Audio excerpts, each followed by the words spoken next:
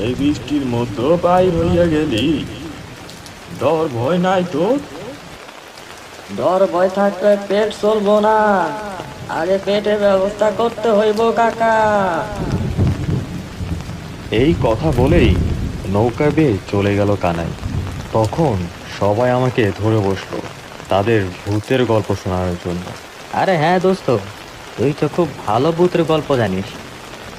এক কাজ কর, এই বৃষ্টিতে আমাদেরকে একটি ভূতের গল্প শোনা। বেশ ভালোই জমবে আড্ডাটা, না করিস না দোস্ত? বন্ধুদের জোরাজুরিতে অবশেষে তাদেরকে একটি ভূতের কাহিনী বলতে রাজি হলাম। ভূতুরের গল্প বললে ভুল হবে, এটি আমাদের গ্রামে ঘটে যাওয়া অনেক বছর আগের কাহিনী, যা আমিও আমার দাদুর কাছ থেকে শুনেছিলাম। সেটাই আজ বলতে যাচ্ছি।